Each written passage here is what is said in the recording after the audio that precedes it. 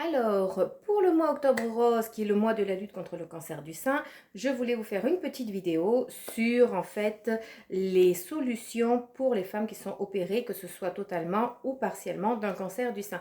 Parce que ce que je ne vous ai pas dit, c'est que pendant des années, avant d'être conseillère en image, j'ai été orthopédiste et j'ai appareillé pendant très longtemps des femmes avec des prothèses mammaires externes suite à des ablations de sein. Alors, c'est super important de savoir que la sécurité sociale en France rembourse une prothèse mammaire par an. Et suivant vos mutuelles, vous pouvez même vous faire rembourser les accessoires qui sont la lingerie, par exemple, ou les maillots de bain. Voilà, ça dépend, tout dépend de votre mutuelle. Effectivement, les femmes qui sont opérées du sein, c'est extrêmement important qu'elles portent une prothèse mammaire. D'une part, parce que ça permet d'avoir un équilibre au niveau du corps, parce que vous avez un poids d'un côté qui n'est plus rétabli de l'autre côté, puisque vous avez en fait ce poids du sein qui n'est plus. Donc c'est important de porter une prothèse mammaire pour ne pas avoir de problèmes, des formations de la colonne, des douleurs au niveau du dos, au niveau du bras et des choses comme ça.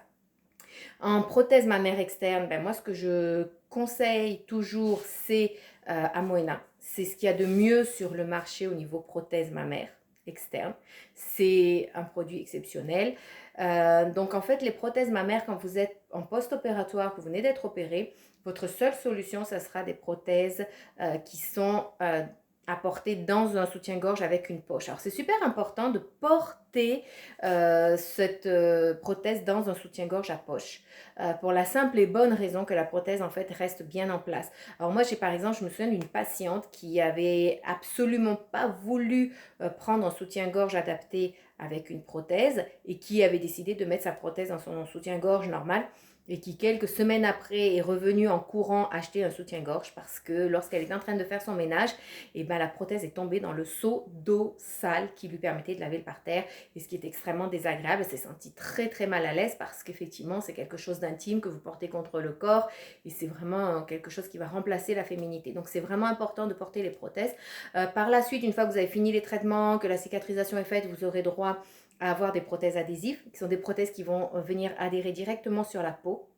Chez Amoena, ils en ont des exceptionnels. Et l'avantage d'avoir ce genre de prothèse, c'est que cette prothèse étant adhésive, quand vous allez bouger, elle va faire bouger la partie où il y a la cicatrice sur laquelle elle adhère et ça va éviter les adhérences à long terme. Ça va également permettre une meilleure circulation de sang dans la zone de la cicatrice et ce qui va améliorer l'aspect de la cicatrice. Voilà, donc c'était quelques petits conseils. Alors maintenant, c'est vrai que le fait d'avoir un cancer du sein et d'avoir une ablation du sein, c'est une perte en fait de sa féminité. Et sincèrement, les femmes qui étaient le plus touchées par ce problème, c'était pas forcément celles qui avaient une forte poitrine, mais celles qui avaient une toute petite poitrine justement, qui souvent se plaignaient et se sentaient encore plus lésées parce qu'elles disaient moi j'ai toujours une petite poitrine et déjà que j'en avais pas beaucoup, on me l'enlève, c'était encore pire pour elles. Donc c'est vraiment important que vous vous fassiez plaisir en investissant dans de la lingerie qui est compatible avec votre prothèse et surtout une lingerie qui soit agréable et que vous avez envie de vous faire plaisir. Deux petites choses qui sont importantes à prendre en compte.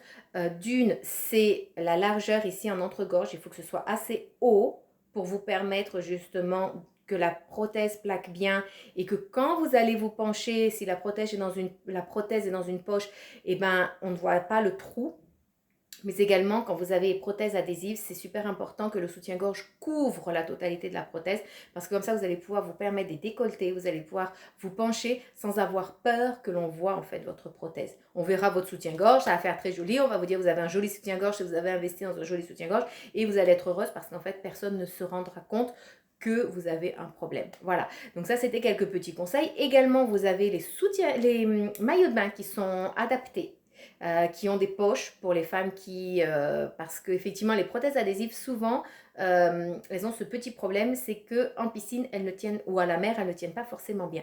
Donc pour pas vous retrouver avec la prothèse au fond de la piscine ou la perdre dans la mer, c'est important également d'utiliser un maillot de bain à poche où vous allez mettre votre prothèse à l'intérieur et il y a des très beaux maillots de bain. Alors sincèrement, moi je travaillais beaucoup avec Amoena, mais également Anita qui ont des très jolis maillots de bain qui est une marque de lingerie. et vous allez voir, vous allez vous permettre beaucoup de choses. Un petit conseil pour les maillots de bain. Alors bien souvent on dit oui, quand c'est noir ça amincit, et finalement c'est pas forcément le cas. Si vous avez de très jolis imprimés et suivant les imprimés, vous allez voir que ça vous amincira beaucoup plus que du noir. Moi je me souviens par exemple d'un maillot de bain qui était avec des raies verticales et horizontales, un espèce de jeu avec un mélange de ces deux rayures. Et toutes mes patientes venaient en me disant, moi je veux du noir parce que j'ai du ventre, non, non, non, ça se voit pas, ça amincit, je veux du noir. Et quand on passait le maillot de bain noir et qu'on passait après le maillot de bain rayures, elles repartaient toutes avec le maillot de bain avec les rayures, parce que si vous avez un joli imprimé et si vous avez un imprimé qui est bien fait, qui est bien positionné, il y a de fortes chances que ça vous amincisse et que ça cache beaucoup plus vos rondeurs que si vous prenez un noir tout seul. Même si le noir, ça affine, quand ça moule, en fait, on va quand même voir vos bourrelets, on va quand même voir les petites choses comme ça. Donc, si vous voulez vraiment effacer tout ça, vous partez sur quelque chose d'un petit peu plus fondu, un imprimé un petit peu plus fondu qui va vous permettre d'avoir un effet tout à fait couvrant et qui va vous aider à avoir une plus jolie silhouette en fait. Voilà, donc ça c'était quelques petits conseils que je voulais vous donner pour les femmes qui ont des problèmes parce qu'elles sont opérées du sein.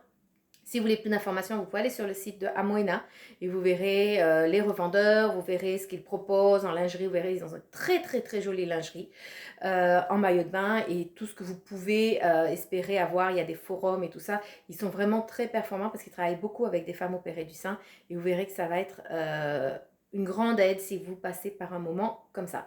Voilà. Alors, par contre, pour mes prochaines vidéos, je suis un petit peu obligée de changer parce qu'on devait faire une vidéo sur comment choisir sa lingerie. Ça va être un petit peu plus compliqué puisque maintenant tout est fermé en France. Par contre, la prochaine vidéo, comme promis, ça sera sur le rouge à lèvres. Et puisque c'est comme ça, comme j'ai aussi travaillé pendant très longtemps dans la chaussure, je vous ferai un petit topo sur les chaussures et notamment sur les escarpins. Voilà, un petit peu d'histoire et puis un petit peu comment choisir ces escarpins. Voilà, écoutez, je vous souhaite une bonne journée. Je vous fais des gros bisous. À bientôt!